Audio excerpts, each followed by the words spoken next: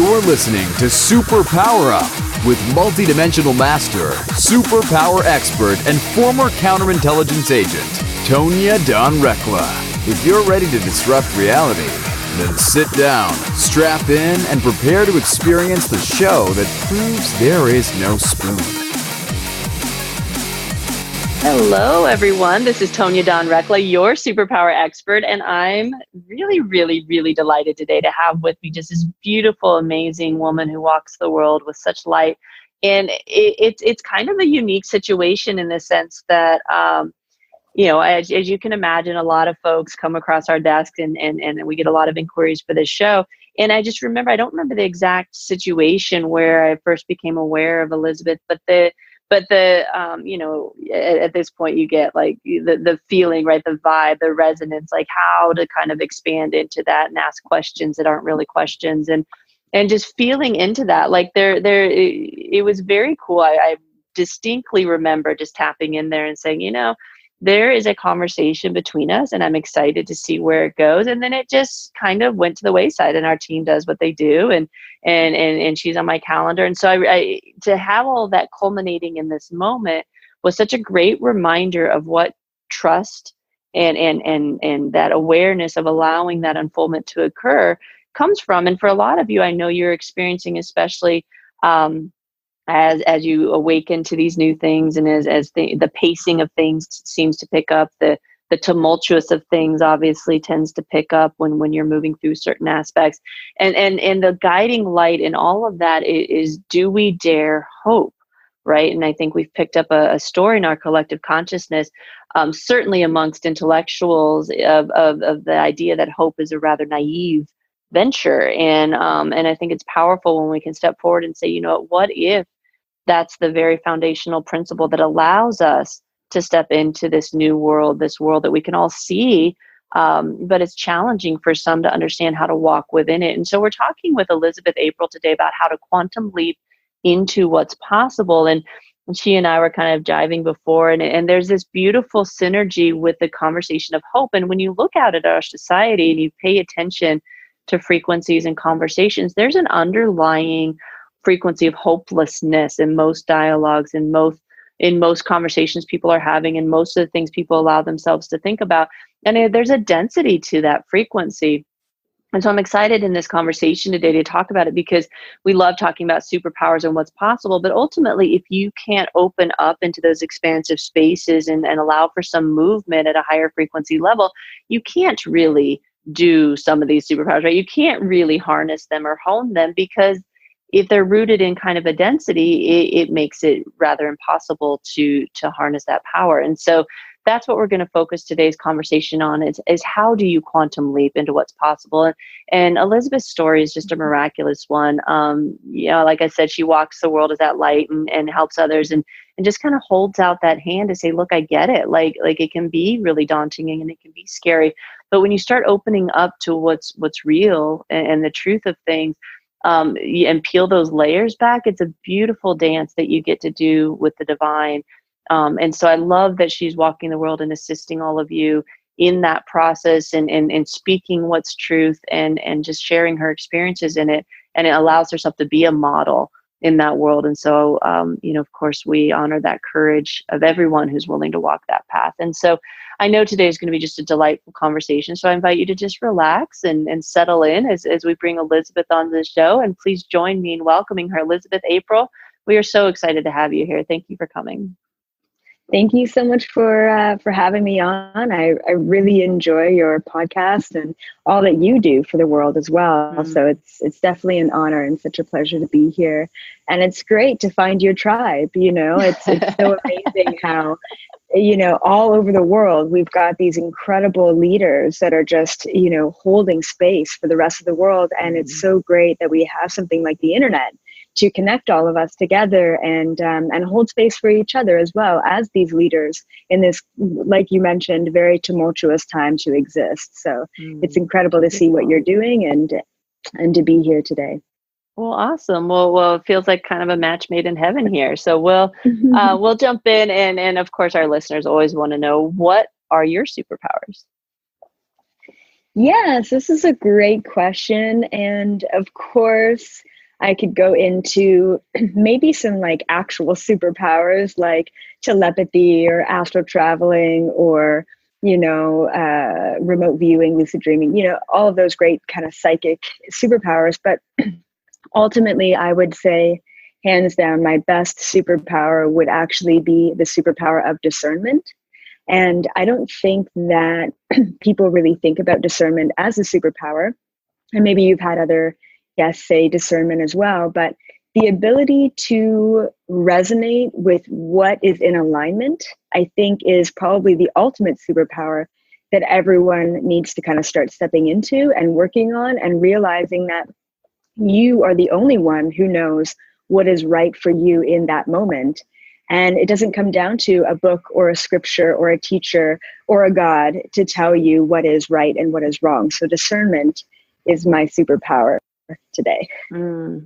Today, I love it. Today, in this moment, that is what I'm focusing on. I love it. I often find with our vernacular that so many words that are really beautiful in their expression have been compromised by frequency interpretation. And so, discernment to the intellectual, to the logistician, is being able to look at facts and kind of weigh options and that kind of thing. And it's only when you play in these kind of multidimensional arenas that you can sense the difference, right? And so when we say discernment, what frequency are we deploying that? And a lot of us who grew up in the kind of intelligence world, in the sense of honing our ability to think.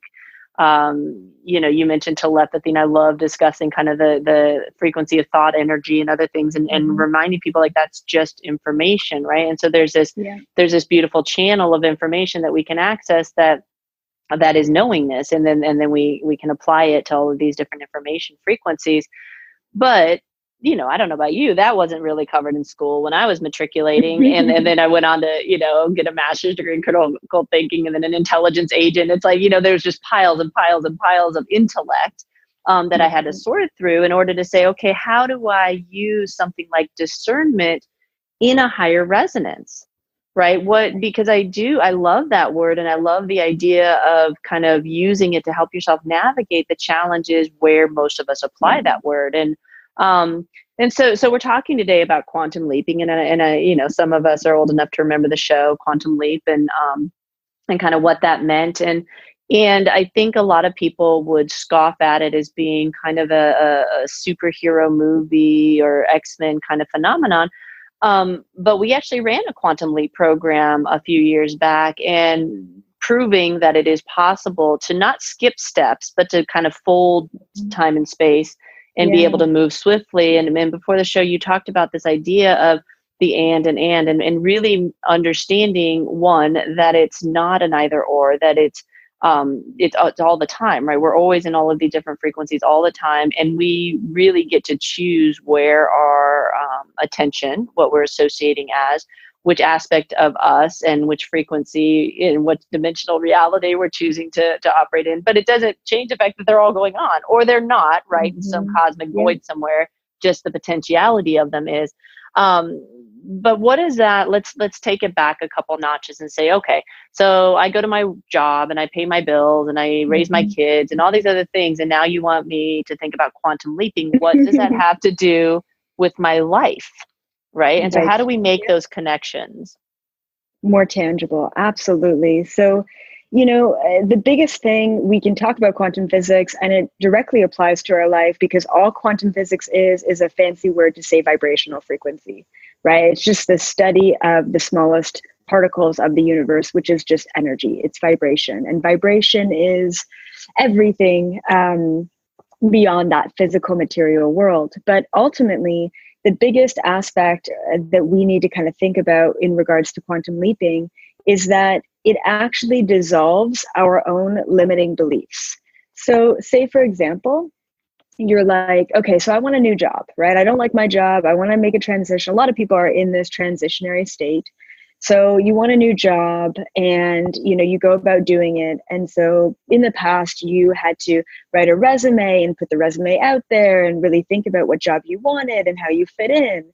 But what if you understood that you could manifest, that you could create, that you could fold time and space, that you could actually quantum leap into the most ideal job that you could ever possibly imagine?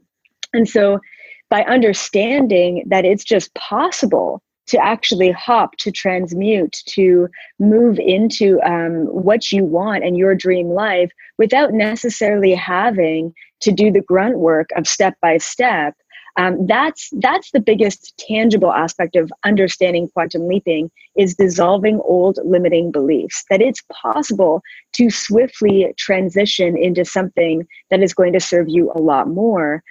So say, for example, a client of mine the other day, okay, so this is last week, and a client of mine said, Elizabeth, I'm really suffering financially, and I really, want to create or manifest some more money.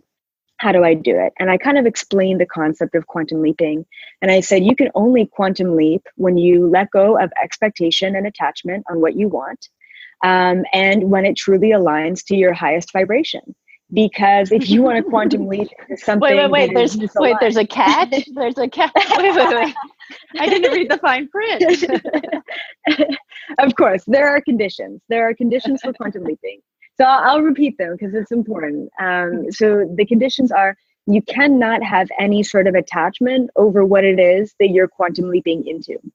If you have attachment over something that you want to move into, then you're putting expectations on that thing, and you're not actually opening up, the limitations. You are continuing to limit yourself. And just the vibrational frequency of limiting beliefs or limitations themselves is a low vibration. You have to be in a high vibration in order to quantum leap.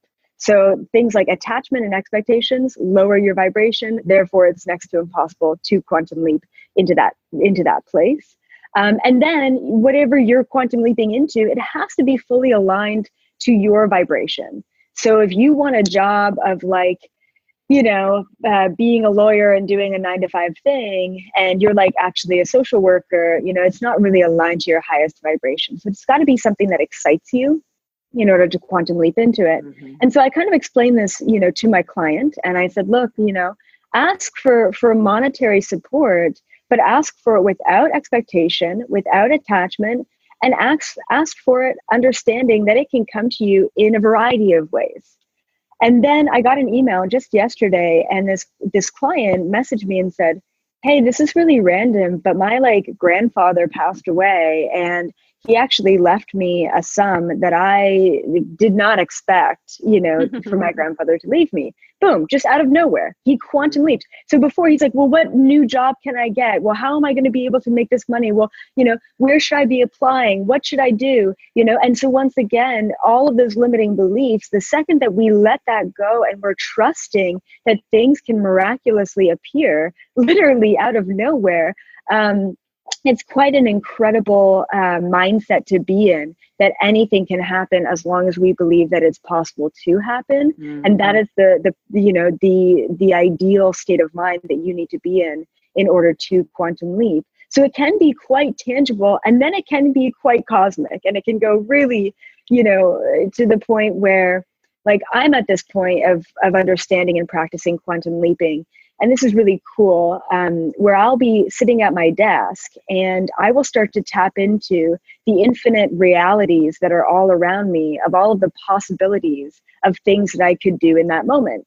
So if I've got 15 minutes, in between whatever meetings, whatever I'm doing that day, and I'm like, okay, well, I could, go grab a glass of water. I could, water the plants outside. I could take the dog for a walk. I could grab some coffee. And in that moment, I believe that we can actually tap into all of those possibilities, all of those outcomes, and actually converge them all into the one moment, so that in a blink of an eye, I've got a full cup of coffee, I've got some water by my desk, the dog is walked, the plants are watered, and I've actually done all of that simultaneously. I believe that that's possible. I'm not necessarily at that point yet. I mean, I'm at a point where I can see all the possibilities and the outcomes of each possibility to make the best decision through that discernment.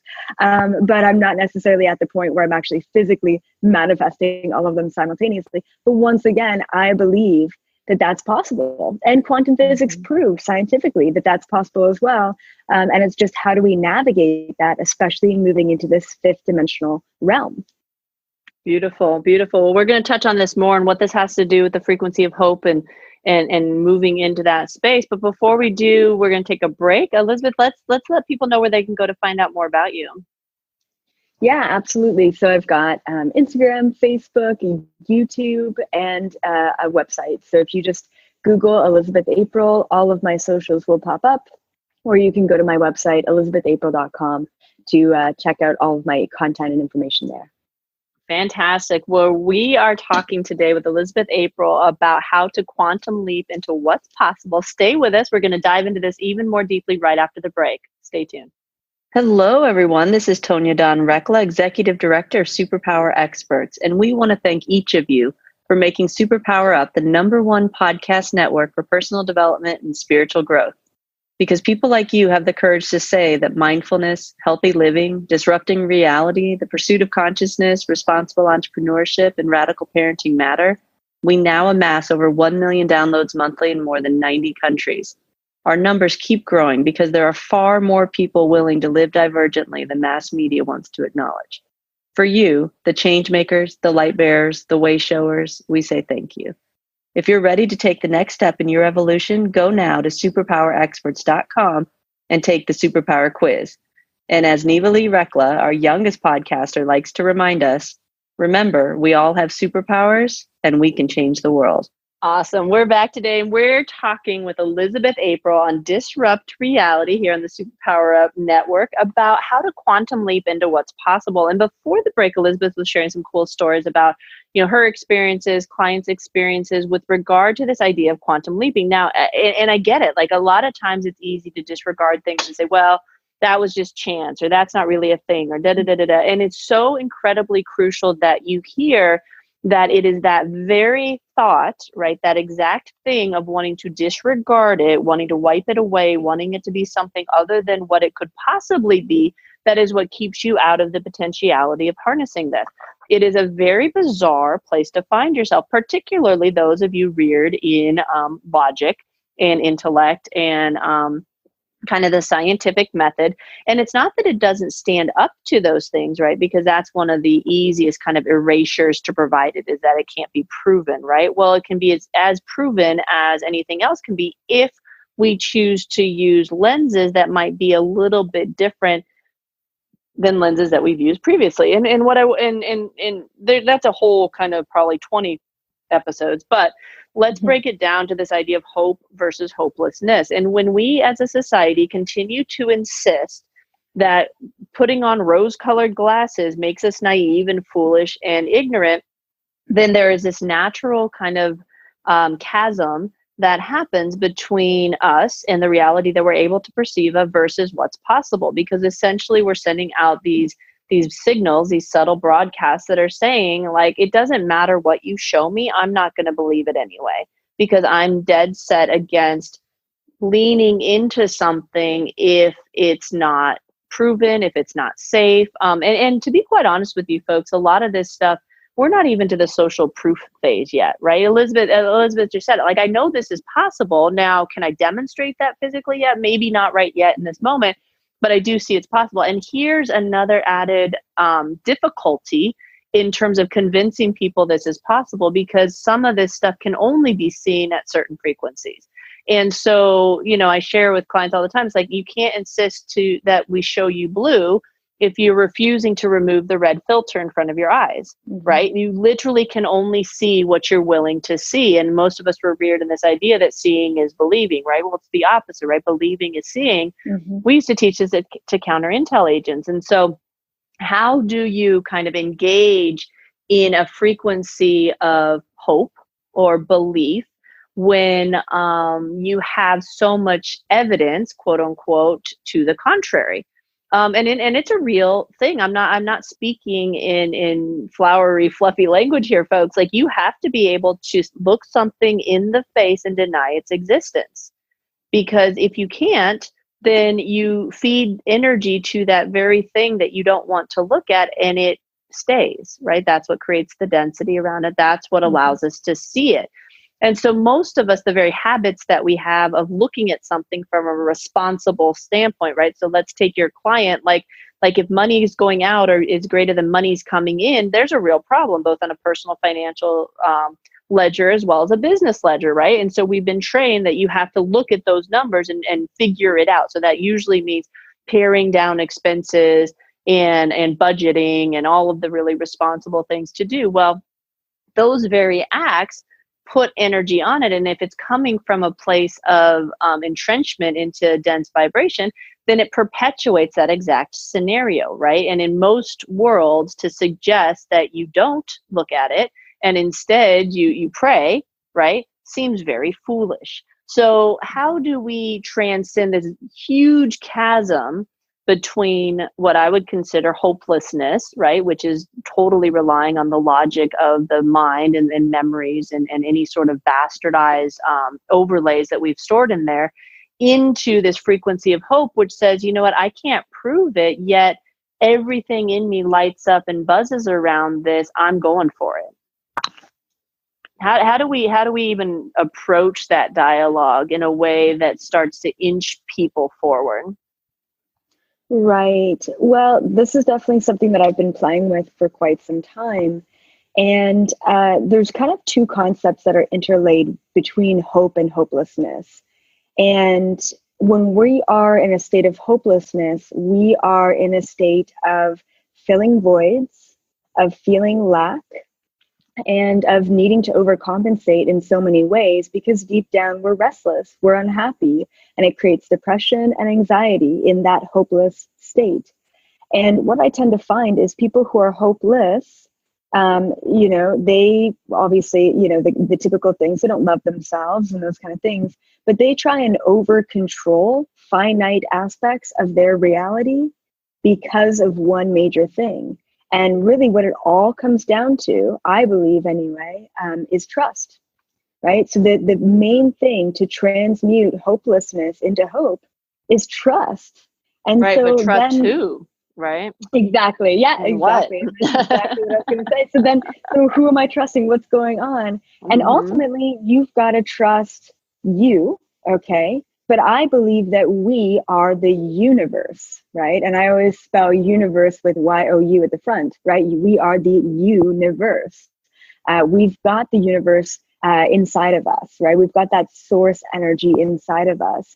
And ultimately, I mean, if we want to, get away from the woo-woo and we want to talk scientifically, ultimately, it's quantum physics that states that we are the ones who create our own reality.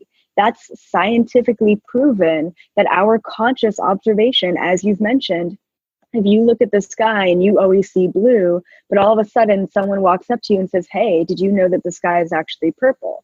Having that in your mind gives you the ability to actually transition, to transmute, to transcend the reality around you, to create it however you want to create it. It's quantum physics that states that we're the only ones observing and therefore creating or uncreating our reality. And so if I say trust, the second that you start trusting that you are in control without needing to be in control, that's the second that you transmute hopelessness into hope, right? And the biggest kind of example that I want to give is we don't have to tell our body to grow hair. We don't have to tell our body to breathe. We don't have to tell our body to, kill some cells and recreate some cells, right? We're not telling our body to do this. This is a natural process. Well, us creating our reality is a natural process that doesn't need control. So ultimately, the main facet of hopelessness is feeling like we are completely out of control of what is happening to us. And we look at our reality in our life as it's just taking place. It's, your boss is either promoting you or not promoting you. You're not in control of that. Your mom either loves you or doesn't love you, and you're not in control of that. Same thing with your children, or your financial stability, right? You're not in control of that. But ultimately, you are in control of every single facet of your reality. And the fact that you stole that person's parking spot last week means that you're not going to find one this week, right? Everything is a reverberation of every choice, every decision, and every thought that you put out there. And I truly believe that the second that people start trusting in themselves as the sole creator of their own reality is the second that we start creating a life for ourselves that is full of hope, that is full of joy, that is full of prosperity, because we start to take responsibility over the actions and vibrations that we're putting out there to create every future moment. Beautiful. Beautiful. I love that. You know, and the idea of control versus not control, and you are the universe, but you're not the universe. I mean, these are abstract concepts, folks. Go easy with yourself. Like this is the world that exists in these higher frequencies. Sometimes it feels very contradictory.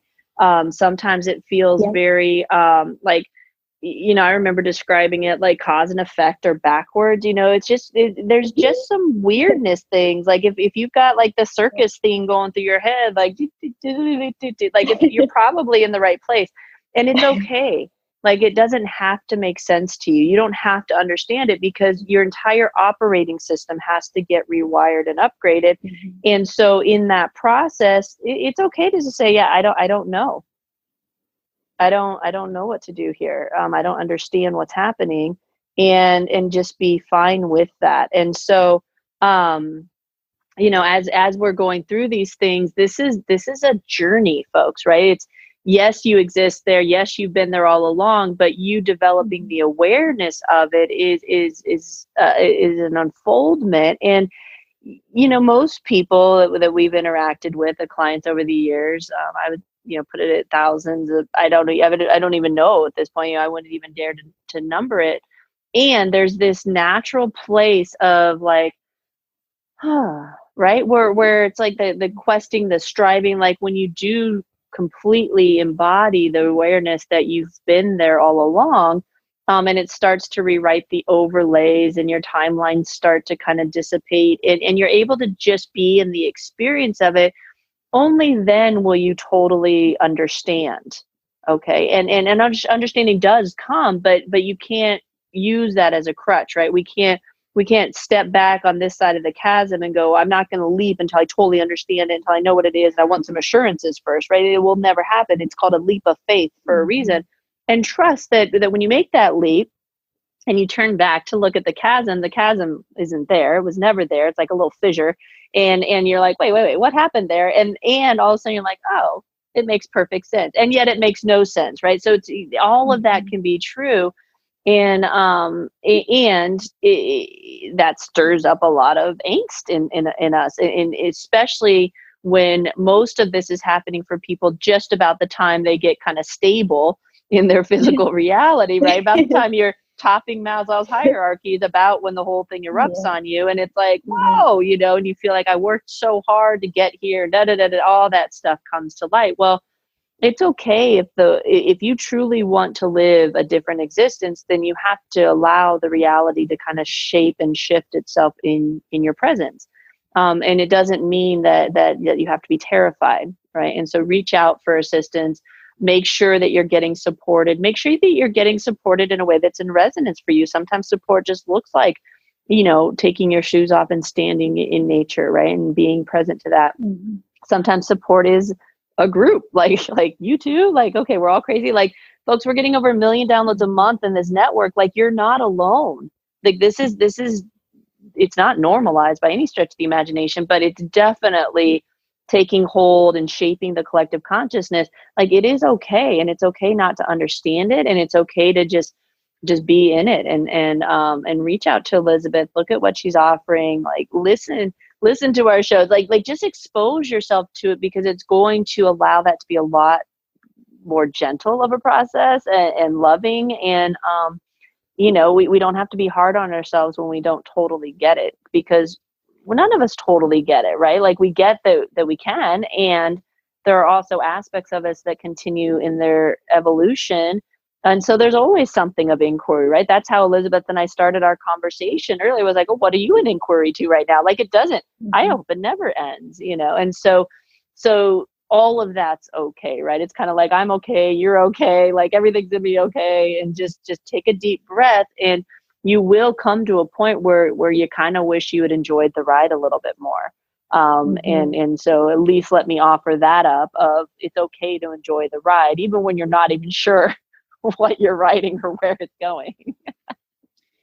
I think, if I were to kind of explain it a little bit, just a little bit more tangibly, I guess, maybe untangibly, I'm not sure, but it's really important that we understand that there are infinite possibilities within the quantum world.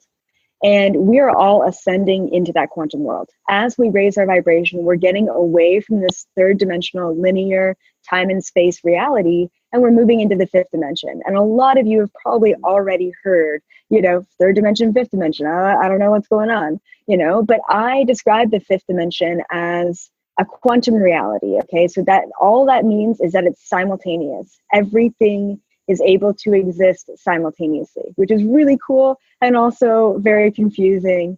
Like you mentioned, it feels like a giant paradox. It feels like a giant contradiction. But the best way that I can describe it is actually through a quantum physics thought experiment. Okay, some of you may have heard of this. Some of you, this may be completely new. Maybe do a little bit of research on it. But it's called Schrodinger's cat. And basically, it was a thought experiment where a bunch of scientists said, well, if we put a cat in a box and we have a variety of different mechanisms for this cat to potentially kill itself. So maybe there is a bomb, or a landmine. Maybe there's a poisonous, bowl of water that the cat could drink. And so when you're observing the cat, you can see if it's going to live or die. You're just observing it. And of course, this is a thought experiment, so no cats were harmed in this experiment. And so, but when you close the box and the cat has the either most probable possibility of 50-50 living or dying, we don't really know. So basically what quantum physics states is that when we're not observing the cat, then all possibilities exist in that moment. And I believe that this is kind of where we're going within this quantum field, within this fifth dimensional state of being. When we're not observing the future, anything can exist. But when you want that new job and you're thinking that the only way that that job can come to you is through, handing out your resumes, then you are observing one possible potentiality of an infinite number of possibilities in your future. So the more that you set intentions, once again, without any sort of expectations on how that's going to manifest, the more and more you're stepping into that trust of the quantum state. So I truly believe that moving into this fifth dimension, whether you understand how this all works or not, doesn't matter. But the number one thing is letting go of your limiting mindset of how you think things are going to come about, and knowing that you deserve to live the best life that you could possibly live. So if you're with a partner that really isn't serving you on a variety of levels, it's possible not to just let that partner go and move on. It's possible to actually transmute that entire relationship to be absolutely next level, right, with the same person. And I have one more story that I think is really interesting. This happened a couple of years ago when I was doing a lot of downloads and information coming from the Galactic Federation and some of my cosmic family members related to the Mandela effect. Right? This is a really cool concept. We won't get too much into it. But I was starting to teach this, right? This was back in 2016. And I was starting to teach, we're quantum leaping, we're going from third dimension to fifth dimension. It's really cool. So I had one of my clients and so I had a really good session with her. I was working with her on a weekly basis. And so she calls me up the one day and she's like, "Oh my goodness, Elizabeth, you'll never guess what happened." I'm like, "What?" She's like, "Well, last night, me and my husband, Scott, me and my husband, had this incredible conversation. And all of a sudden, we were talking about all of our emotions and what's been going on and some disconnect. And she's like, we were talking about quantum things and spiritual things. And for once in the past 15 years, he's actually open to listening to all this stuff that I'm into. And it was amazing, right? I'm like, oh, that's so great. I'm so glad that he's raising his vibration and he's at this new level. It's so great to hear. And then she's like, but wait, but then this morning we are driving to the grocery store and I turned to him. I'm like, oh, well, wasn't that a great conversation last night? And he turns to her and he says, what do you mean? What are you talking about? What conversation? We watched a movie and then we went to bed. And she's like, no. This happened last night. And we had this it was 3-hour conversation. I don't know how you could not remember this. And she's like, I'm so freaked out, Elizabeth. Like, we weren't drinking. Like, there was nothing going on. Yeah. Like, we clearly had that conversation. And then just this morning, he did not remember it whatsoever. And so here's how I explained it to her. I said, well, in that conversation last night, both of you had ascended and moved into this new vibrational frequency. I call it the fifth dimension or whatever. You moved into that vibration. You guys were there with each other, in that vibration. And then you fall asleep, you wake up.